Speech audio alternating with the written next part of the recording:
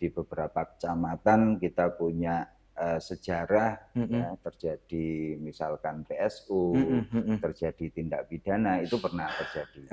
Nah, sehingga kita selalu memetakan dulu wilayah-wilayah rawan, kemudian memberi perhatian khusus terhadap wilayah itu. Segala bentuk dokumen yang disampaikan oleh para calon ke kami, ke kantor KPU, itu kita verifikasi secara faktual. Ya, apalagi kalau misalkan ada dokumen yang meragukan, kita harus punya data siapa sih mereka yang tidak hadir ke TPS, by name, ya, jumlahnya berapa, namanya siapa, umurnya berapa saja, kecamatan, desa yang paling banyak, yang paling sedikit partisipasinya mana saja, itu kita petakan. Kegiatan sosialisasi ini harus melibatkan masyarakat.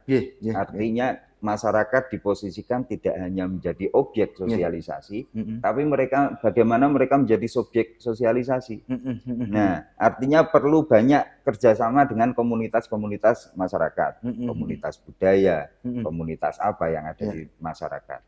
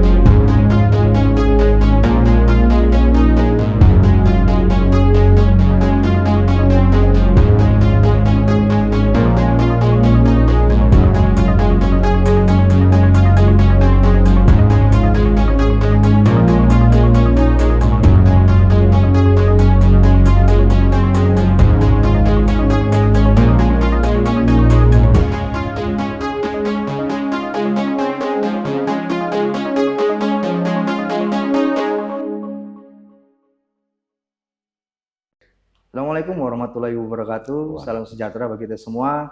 Salam Om Swastiastu, Namo Buddhaya, salam kebajikan. Jumpa lagi bersama saya Randy Niko Ramanda, jurnalis harian Surya dan Tribun Jatim Network di program Mata Lokal Memilih. Bertempat di kantor KPU Kabupaten Blitar. Saat ini saya sudah bersama Ketua KPU Kabupaten Blitar, Bapak Hadi Santoso. Untuk tahu lebih jauh mengenai persiapan menjelang Pilkada Serentak 2024, langsung saja kita sapa beliau. Assalamualaikum Pak Hadi. Waalaikumsalam warahmatullahi wabarakatuh. Bagaimana kabarnya Pak? Alhamdulillah baik Mas. Baik, langsung saja Pak. Kita saat ini KPU sedang menjalani tahapan apa Pak? Ya, saat ini kami KPU Kabupaten Blitar sedang mulai melaksanakan tahapan untuk pemilihan kepala daerah tahun 2024. Oke, apa aja itu Pak meliputi? Jadi tahapan itu kan ada dua ya, ada tahapan persiapan, ada tahapan penyelenggaraan. Nah, kalau tahapan persiapan itu ya berkaitan dengan anggaran, kemudian kesiapan tentang regulasi-regulasi, terus kemudian juga melakukan rekrutmen badan ad hoc, terus kemudian juga kita menyampaikan informasi tentang pendaftaran pemantau, kemudian juga kita mempersiapkan tentang proses pemutakhiran data pemilih. Baik, itu tahapan persiapan. Yang sedang ya. Tahapan penyelenggaraan pun kemarin sudah kita mulai, tahapan pencalonan ya. Untuk proses pemenuhan persyaratan bagi warga negara Indonesia yang ingin mencalonkan sebagai kepala daerah di Kabupaten Blitar. Ada syarat tertentu yang harus dipenuhi, dan kemarin sudah kita mulai prosesnya. Baik Pak Hadi, mungkin berkaca pada pelaksanaan pilkada-pilkada sebelumnya, apa sih yang menjadi evaluasi atau catatan bagi Pak Hadi untuk supaya tidak terjadi di Pilkada Serentak 2024 ini?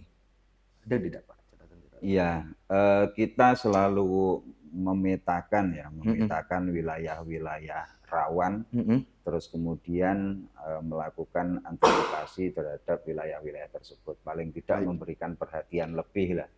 Di beberapa kecamatan kita punya sejarah ya, terjadi misalkan PSU, terjadi tindak pidana, itu pernah terjadi. Nah, sehingga kita selalu memetakan dulu wilayah-wilayah rawan, kemudian memberi perhatian khusus terhadap wilayah itu. Oh gitu. Bentuk perhatian khususnya gimana, Pak? Ya kita sering supervisi monitoring ke tempat itu untuk melakukan penguatan terhadap teman-teman penyelenggara yang ada di tingkat kecamatan, di tingkat desa, seperti itu yang. Oh gitu. Kalau misal kita dalam beberapa pelaksanaan pilkada kan sering ada bicara soal netralitas, gitu, baik di semua lini. Nah, mungkin apa sih trik dari KPU Kabupaten Blitar untuk mengantisipasi hal itu? Lebih ke pendidikan SDM-nya atau memberi ruang untuk teman-teman lain juga ikut mengawasi, atau seperti apa, Pak? Iya, pertama tentu yang perlu kita perhatikan internal dulu ya. Baik. Kita harus sama-sama berkomitmen bahwa kita sebagai penyelenggara pemilu harus punya sikap netral, tidak memihak. Nah, itu bagian dari etik yang harus kita pegangi. Betul. Nah, kemudian juga kita kerjasama dengan pihak-pihak lain. Kita terbuka. Ya, kalau pihak-pihak lain ada masukan ke kami sebagai bahan evaluasi penyelenggara pemilu. Baik. Kalau kemudian dalam proses pencalonan itu kan ada syarat ijazah. Nah, kalau kemudian ada terindikasi bahwa itu ijazah palsu, apa sih yang akan dilakukan oleh KPU? Ya, baik. Sebetulnya tahapan ini masih agak lama ya. Nanti tahapan pendaftaran itu kan baru akan kita mulai di tanggal 24 sampai dengan tanggal 29 Agustus. Baik. 24-26 itu pengumuman pendaftaran, 27 sampai 29 pendaftaran. Baru setelah itu proses verifikasi administrasi. Baik.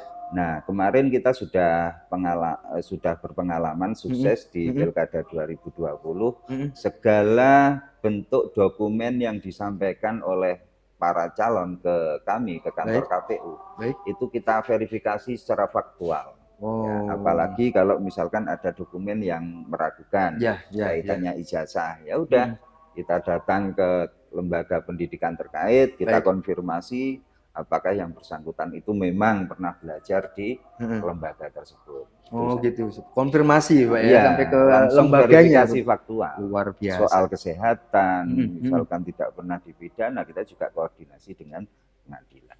Baik Pak Adi, terkait upaya partisipasi, meningkatkan partisipasi pemilih, apa yang akan dilakukan oleh KPU Kabupaten Blitar?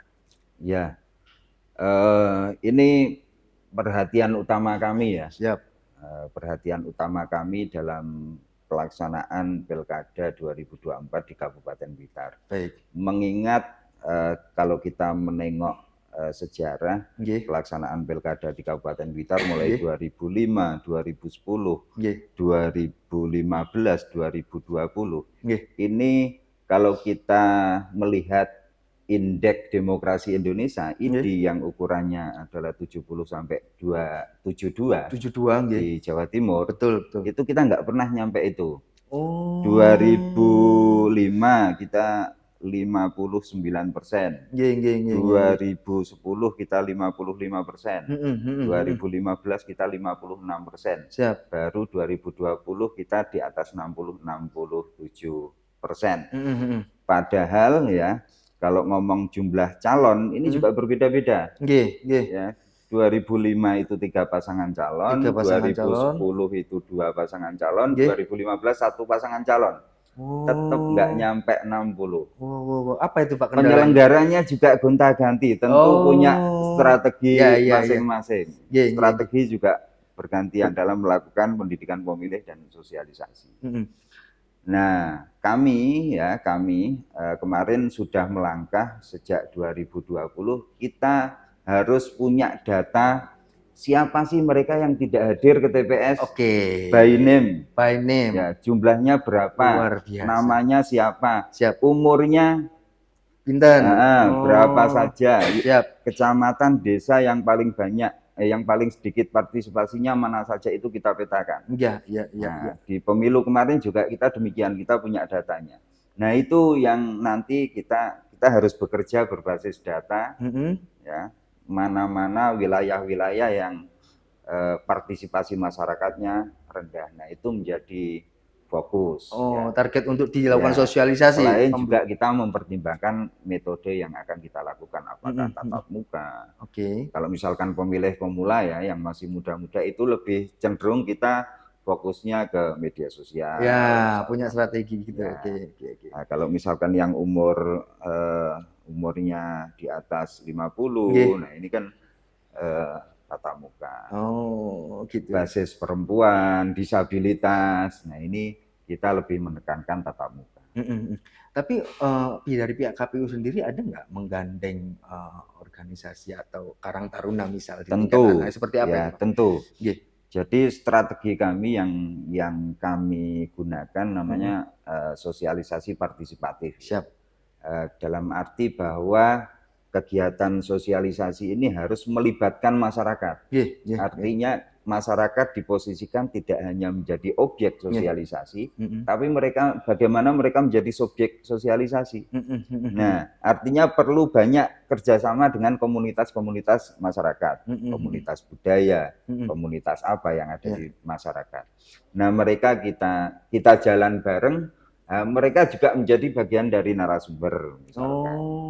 Mereka menjadi pelaksana kegiatan yang mengadakan kegiatan kita, tapi pelaksana di lapangannya kita mendampingi saja. Siap. Nah, ini biasanya kalau masyarakat ini terlibat, biasanya mereka cenderung punya respect, punya perhatian, merasa bagian dari kegiatan ini gitu ya. Betul. Baik. Kalau saat ini kan sedang ada tahapan pendaftaran calon independen. Kalau di Kabupaten Blitar pemetaannya seperti apa sih, Bang? Ya, kemarin kita sudah mengumumkan di tanggal 5 Mei, ya, kita membuka waktu untuk penyerahan persyaratan minimum. Siap. Ya, persyaratan dukungan minimum bagi calon perseorangan.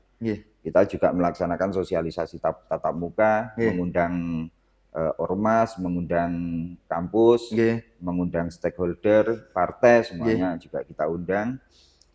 Kita sampaikan bahwa tanggal 8 sampai tanggal 12 bila ada perseorangan yang ingin maju melalui jalur independen, nah itu waktu untuk penyerahan dukungan. Tapi untuk sampai saat ini ada yang bakal calon yang konsultasi kemarin, gitu? Tanggal 12 Mei kita nanti sampai pukul 23.59 itu tidak ada satu belum ada. Ya sudah kita tutup. Iya. Sudah ditutup ya. Tidak ada satupun yang perseorangan yang konsultasi, koordinasi ke KPU nggak ada. Artinya bahwa ke depan ya ini peserta pemilu ini hanya terbuka tinggal melalui jalur partai politik. Artinya warga negara Indonesia yang ingin maju di Kabupaten Blitar ini silahkan berkomunikasi dengan partai politik dulu, karena mereka nanti yang bisa mengusung. Independen sudah tertutup ya. Ada nggak partai politik yang bisa mengusung sendiri di sini, Pak? Ada. Jadi hasil pemilu di 2024 ini ada 2 partai yang jumlah kursinya itu melebihi jumlah kursi minimum yang untuk menjadi syarat untuk bisa mengusung pasangan calon. Ya, misalkan PDI itu kemarin dapat 16 kursi. 16 kursi ya. Partai PKB itu kemarin dapat 11 kursi. Nah, 2 partai itu bisa mengusung sendiri calonnya ya. Mengusung sendiri. Ya, meskipun ya walaupun bisa mengusung sendiri, ini kadang-kadang pilihan partai juga tetap pengen koalisi. Membuka koalisi dengan siapapun sebenarnya. Baik, kalau kita berkaca dari beberapa pelaksanaan pilkada, aksi pragmatis atau money politik kan jadi momok dari KPU juga. Bagaimana sih trik dari KPU Blitar mengatasi hal ini? Atau punya cara sendiri gitu? Atau gimana Pak? Pertama, berkali-kali saya sampaikan di saat kita apel. Ya, kita harus berkomitmen menjadi lembaga yang bersih. Siap. Ya. Kita dulu, Pak. Ya, kita nggak perlu ngomong masyarakat dulu, tapi kita dulu. Kita harus berkomitmen bahwa kita harus menjaga integritas kita, menjadi lembaga yang bersih. Siap. Tidak main-main berkaitan dengan uang. Entah itu di dalam maupun dari luar datang ke dalam. Gitu. Baru kemudian di forum-forum kita itu kita sampaikan. Jadi pendidikan politik kepada masyarakat harus terus dilakukan. Tentu ini tidak bisa dilakukan sendirian. Ada pihak-pihak lain, entah itu dari kepolisian, dari pemerintah daerah. Mereka kan juga punya kewajiban untuk fasilitasi, membantu. Pilkada ini kan bukan pekerjaan KPU sendiri. Betul, ini kan pekerjaan semua, ini semua pihak. Semua pihak. Kita harus bareng-bareng jalannya. Tanpa dukungan yang lain, kita nggak bisa jalan. Siap. Baik, Bang Hadi, mungkin ini sesi terakhir. Saya minta Pak Hadi untuk memberikan wejangan, imbauan atau ajakan kepada calon pemilih kita untuk Pilkada serentak 2024 mendatang. Monggo, silakan. Ya. Baik, terima kasih.